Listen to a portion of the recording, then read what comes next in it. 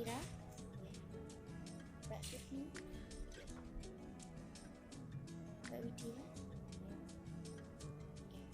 Alhamdulillah pada pagi hari ini sehat semuanya sehingga bisa mengikuti pelajaran pada pagi hari ini. Sebelum kita masuk ke pelajaran materi selanjutnya, kita berdoa terlebih dahulu. Berdoa mulai.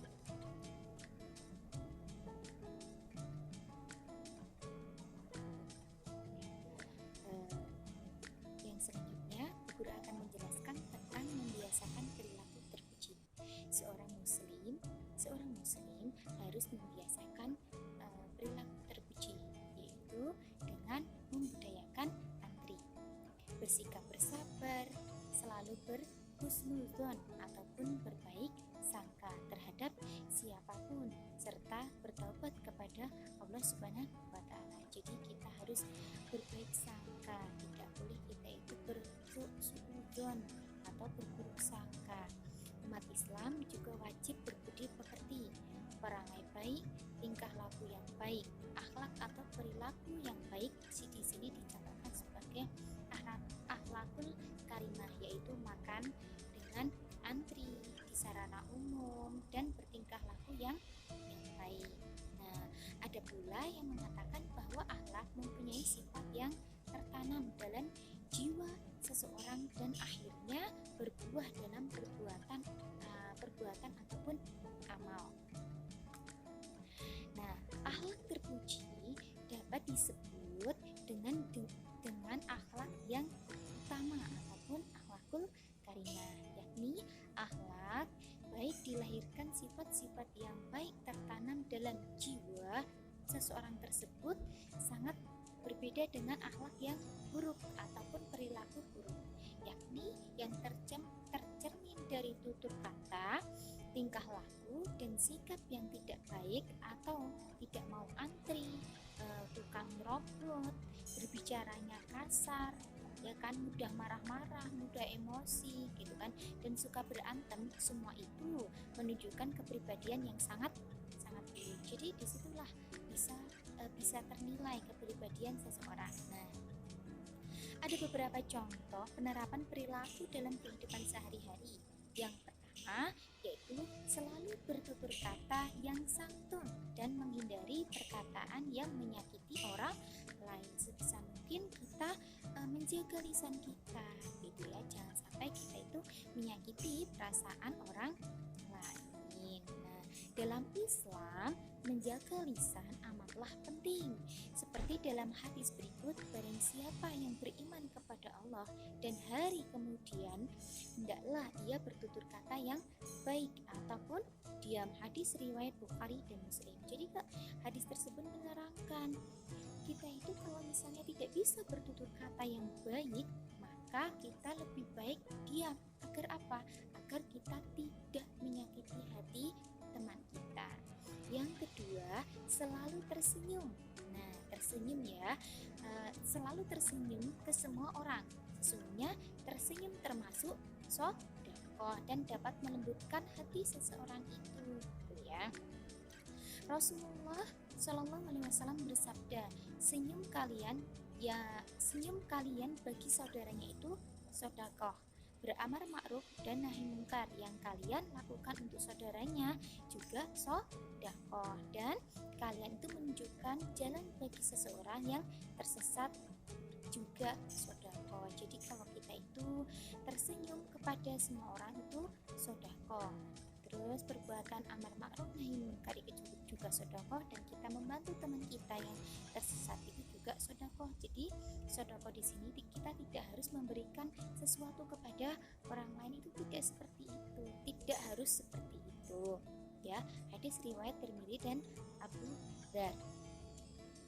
Yang ketiga, tidak suka membuka aib orang lain dan selalu berusaha mendamaikan persengketaan antar sesama.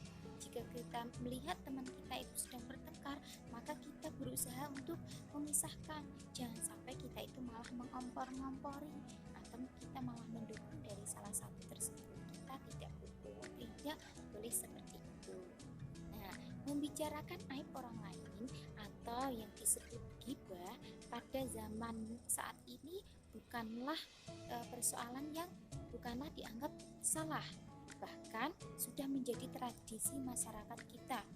Bahkan di lingkungan elit politik sebagai wakil rakyat padahal di balik perbuatan itu ada hukuman yang setimpal. Ia lalu mengutip ayat Al-Quran, "Hai orang-orang yang beriman, jauhilah kebanyakan prasangka ataupun curiga, karena sebenarnya dari prasangka itu dosa. Dan janganlah mencari-cari keburukan orang lain, dan janganlah menggunjing satu sama lain. Adakah seorang atau di antara kamu yang suka memakan daging saudaranya yang sudah mati? Maka tentulah kamu merasa jijik kepadanya, dan bertakwalah kepada Allah. Sesungguhnya Allah Maha Penerima Taubat lagi Maha Penyayang." Surat Al-Hujurat ayat 12. Nah, yang keempat yaitu mampu menghindari dari hasutan dan usaha untuk mengadu domba dan bermusuhan. Yang kelima, bersikap ikhlas ya bila membantu orang yang membutuhkan bantuan kita. Kita harus ikhlas.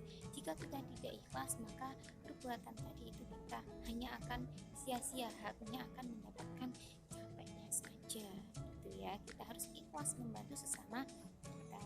Yang keenam yaitu tidak membeda-bedakan pergaulan atas dasar status sosial ataupun kekayaannya. Akan tetapi pergaulan dengan orang yang soleh dan juga takwa serta memiliki ilmu pengetahuan. Jadi kita bergaul tidak boleh pilih-pilih gitu ya. Kita harus bergaul dengan orang yang soleh dan juga orang yang berilmu. Nah, yang ketujuh, tidak suka berburuk sangka. Ya, tidak suka berburuk sangka atau menuduh orang lain karena akan menimbulkan perasaan sakit hati. Ya, jadi kalau kita tidak tahu, ya udah lebih baik kita itu diam. Akan tetapi apabila terjadi sebaliknya terhadap diri kita, maka memaafkan dan mendoakan agar mereka itu menyadari kesalahannya. Nah, menekankan pentingnya bagi setiap muslim, terutama kaum muslim, berbudi pekerti baik. Orang yang berbudi pekerti baik, maka mereka itu memiliki moral mulia, tidak suka berantem, rela untuk budaya antri, menghargai waktu, tidak suka molor ataupun telat, suka belajar disiplin, bersosialisasi bersosialisasi dengan lingkungan, dan merasa malu ketika menyerobot antrian. Baik itu di pasar, di toko, ataupun di istana. Bahkan masuk surga dan juga masuk neraka pun kita harus tetap itu ya.